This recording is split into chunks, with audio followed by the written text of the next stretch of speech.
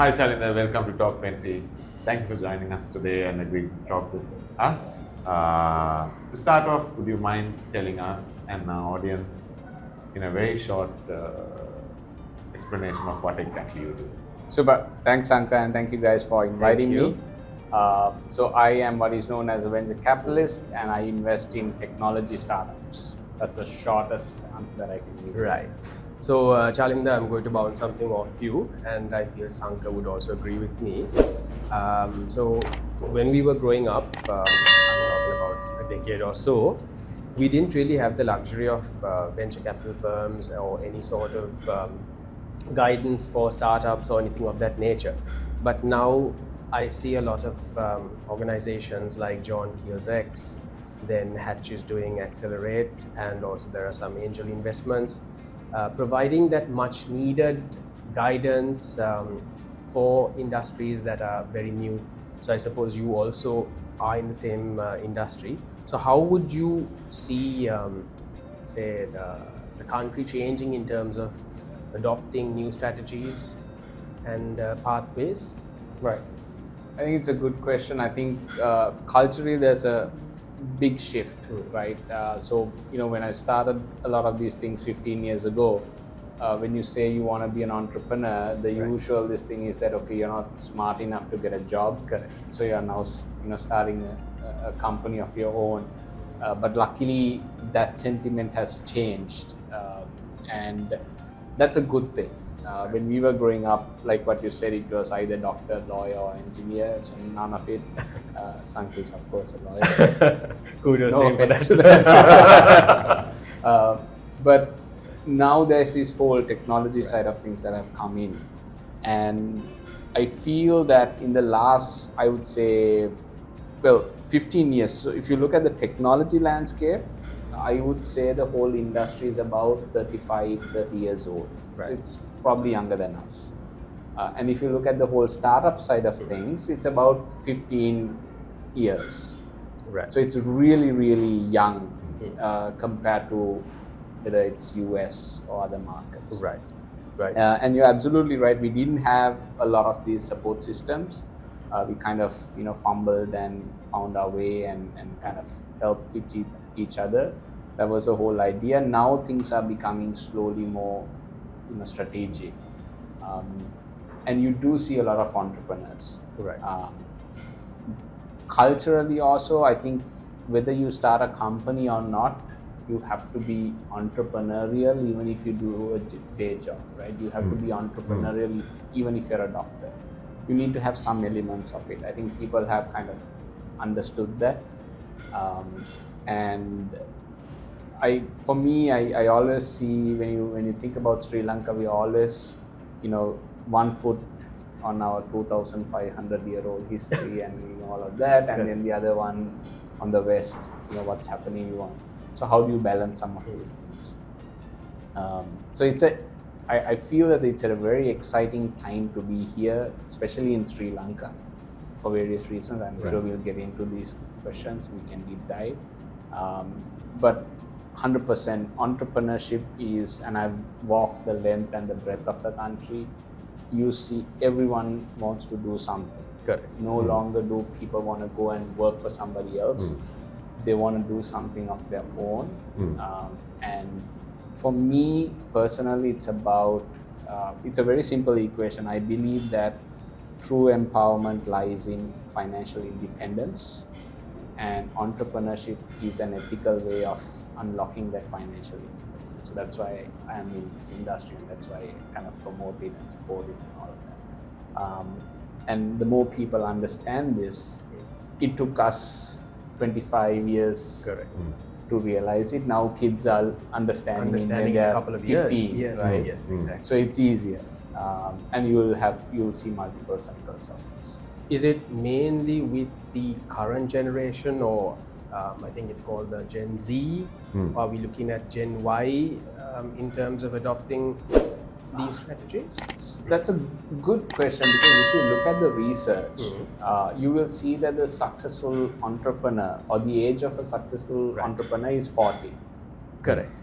40. So we are in that we're supposed to do something with our life right now. But you see a lot of, like, I've seen kids who are like as young as 16, 17 doing companies while they're still in school. Wow. Okay. Right. And there are movements that are targeting, school students as well.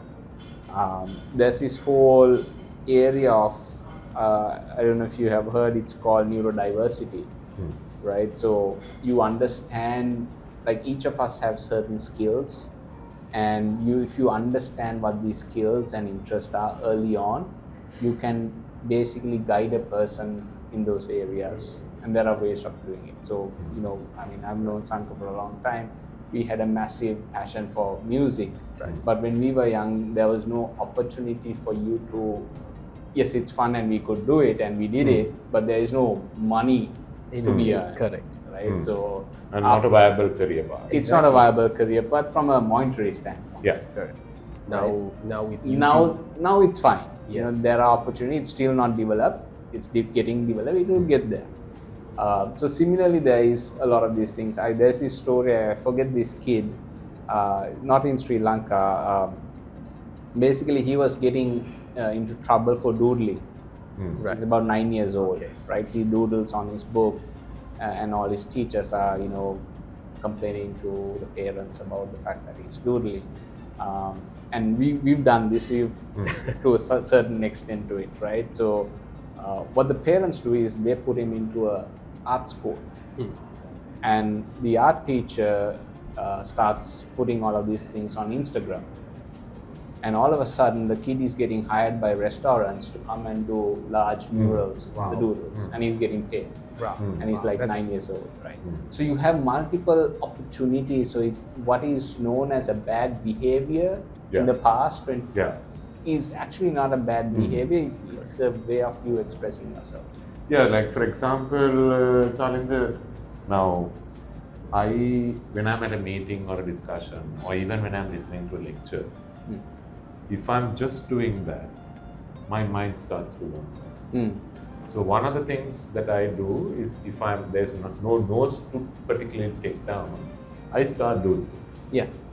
It leaves me with the amount of brain power that I need to focus on it, and the rest of the brain power is occupied doing this, so I don't start thinking about other things. Yeah. But as a child, yes, you're right. I got severely punished. Yeah. We all did, right? In various forms. Correct. And this thing, and I don't think it's a bad thing. I'm not blaming. I mean, our childhood was fantastic. They were ups. They were good Ups, times yeah. as well. Quite Yes. good ups. Very, very good ups. Given the situation in the country and all of that, we really found ways to enjoy, and I love the fact that. But yeah. It's amazing that you highlighted on that. And just to add one more thing, when we were to doodle back in the day, just like Sanka said, we did get in trouble. There were some teachers who actually encouraged that as well. I remember one at school who actually did, I think it was the art, if I'm not mistaken. Right. I can't quite remember. Yeah, that's probably just shows the art. Anyway. So our next question, Chalinda, is so there was a bit of a dip in the employment sector, as in the unemployment rate was ascending a little bit. That was also probably due to COVID and also the economic crisis. With this new concept, I wouldn't call it new, obviously, but with the support that venture capital firms and also seed funding firms offer, it is looking towards curbing that unemployment rate towards a nullified amount, wouldn't you suggest? Or I'll give from a different point of view, right? I'll answer that question in two things. One is, if you look at Sri Lanka and a lot of the other emerging and frontier markets, right, in this region, our economies grew at the back of labor arbitrage, right? We were essentially cheap labor, whatever the industry that you take, we are just outsourced cheap labor you do. That's why we had so that's how employment comes in. Correct. But then over a period of time, you lose that labor arbitrage. Yes. right? So when you lose that labor arbitrage, that business moves to other places. So if you take apparel, yes, Sri Lanka is great and we grew, all of that is good, but now that has moved to Bangladesh, it's moved to Vietnam because the labor is a lot more cheap. Right? So you're going up the value chain. So you had that movement happening. So our entire education system is designed to produce employees for a lot of these large industries that are there. Technology is changing that, right? That's one part. Second part is now, I studied software engineering, we learned to code and all of that. When we were studying, so that was not long ago, right? You're talking about, I think we graduated about 20 years ago maybe now? Just closing on 20, just under 20 years, right? We had to physically code, let's say, a website. Right. You need to learn how to do it. But today, if you don't know how to code, it doesn't matter. You can go, there are plenty of platforms where you can drag and drop and you'll have a website in about half an hour. You don't need to know how to code, right? So it has gotten easier. Right. So the second thing is now, if you take a market like US, which is, let's say, from a technology standpoint, the most advanced market, you can argue about that, but let's keep that aside. You can have a single person, $100 million company, right? And some of that is available here in Sri Lanka as well. If you know how to code, if you know some creative thing, you can do a lot of freelance work. And I know a lot of people who are earning, I would say, anywhere between $10,000 to $50,000 a month, which is a very, very high lucrative amount. Yes. But it depends on your skill, right? Now, if you have started, even if you're a lawyer, the traditional paths of you getting qualified, working with a lawyer and law firm, that's the usual thing. But now I see a lot of lawyers on freelancing platforms. So you are not bound here, and the opportunity is here. You can be here and serve to other people. I remember seeing a talk show between, forget the actor who plays Borat. Sacha Baron Cohen. Sacha Baron, right? Yes. So his lawyer is a Sri Lankan, and he was saying that he's hired some Sri Lankan in this island, and he's describing as Sri Lanka as being this very. I did see that interview. So you have those opportunities, right? Yeah. So then you're not billing a person in rupees; you can afford to bill them in dollars, and obviously. So the reason why I'm sharing this is that you have a lot of other opportunities. So the question of what is now, everybody monitors unemployment. Correct. I don't see that as a problem because as humans, you're not a tree, right? You can easily learn other things and move to a different field. Anytime. Though gone are the days where if you start your career as a lawyer, you'll always be a lawyer for the rest till you die. Yes. And sticking with the same company. Same thing. Sorry, I know I'm picking out your profession. No, that's fine. I think. But understand, right? Yes. If you decide tomorrow you want to be a diver, which you're doing, you can be a full-time diver, and that can be something that you do. So that's true. Just like if something as complex as gender can be fluid, why can't our professions be fluid? Correct. Right. Correct. So you have that opportunity. Yeah. So yes, Sri Lanka has gone through that, but I think it's a good shock to the system for people to realize, look, I have to do something. So, and my personal belief is, Sri Lankans like to complain a lot. People, we don't understand that's in our nature. how extremely blessed we are, Right. and the things that we take for granted. If something goes wrong, we blame the government, the education system, the politicians. You have a long. But if something goes right, it's all me. Right? I think you're gonna wake up one day and realize that it's all on you, and you can't be blaming. The sooner you realize that, the younger you realize, the easier you will be able to kind of, get into. So. My personal thing is, you need to learn how to negotiate. You don't get what you deserve; you get what you negotiate for. Right. So, learn how to negotiate early on, and then life will become a lot more easier, simpler, and organized.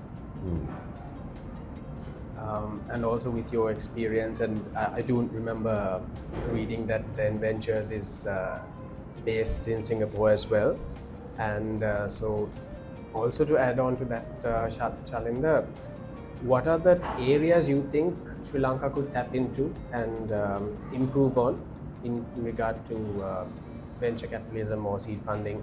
Oh, I think there's so much, right? Excuse me. Like I said, Sri Lanka is so blessed because when you're here, a couple of things, right? You have 180 degrees of opportunities, everything from MENA to South Asia to Southeast Asia. Right. All in a radius of 3.5 hours, 4 hours kind of thing, right? Secondly, whatever said and done, we've always managed our relationship with our neighbors really well. Like everybody loves Sri Lanka. Correct. You know, we have tourism, everybody loves to come to Sri Lanka. I think we like to bring people and sell tourism as a commodity, but we haven't really leveraged our hospitality and gone beyond that. just being nice to people and welcoming. How do you use that skill? Because it's a skill. How do you use that to do other type of business? And like we have this massive superiority complex, right? For an example, if somebody in the West mistakes us for an Indian, we get super offended. Correct. Like, doesn't really matter. Like, I ride that wave because India is in India. It's the 5th largest economy, and if somebody is mistaken me, I will try to ride that wave as much as possible because people soon will realize, okay, you're not, and then they will last, right?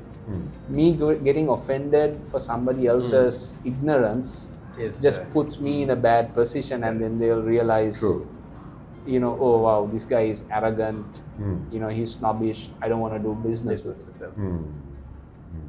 We always try, like I see a lot of people try to correct, oh, I'm not Indian, I'm Sri Lankan, we're not a... It doesn't really matter. Correct.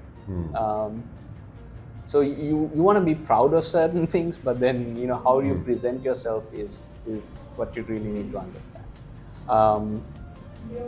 So we have a lot of opportunities. The reason why we set it up in Ventures in Singapore was multiple. There are strategic reasons. One is because in the venture capital industry there is a certain structure, company structure, which is not available in Sri Lanka. It's called LPGP structure with limited partners, general partners, and so on. And that's available in Singapore. That was one of the reasons, but we also wanted to do investments in other countries, right? In the region, which if you are a company here, it's very hard for me to go and invest in India or Bangladesh or Pakistan or whatever because of exchange control and all that. So there was multiple reasons for us to set it up. So I feel that there is a lot of opportunity, and it's about how do you leverage the best of both worlds, right? So I see between Sri Lanka and Singapore being a bridge that connects South Asia with Southeast Asia. That's the opportunity that we saw, and that's why we've had that, because we have a base here, we have an office in Singapore. How do you connect these two? I mean, I think there's about 60-70%, I might be wrong in the percentage, of the entire population live in this region. Oh yeah. India, China, you have Southeast 1.4 billion here. There's 250. I think half of the world's population. Population or something like that, right? And so we had. How do you use that? That was the whole idea behind that. How is IT sector, Chalinda? That is, you get with WSO2 being there. Then what is the other one? I forgot. Orion City again. I can't remember the name. Virtusa, and then there was another one, MIT. Yeah. So that sector. Yeah. So general technology sector is doing quite well. Any particular reason why they prefer Sri Lanka for technology, as in software? Because it's actually So, booming. if you look at it, Machan, you get a lot of Scandinavian and Nordic companies. here, Right. Right. There's a company called Acentic, Gapstars.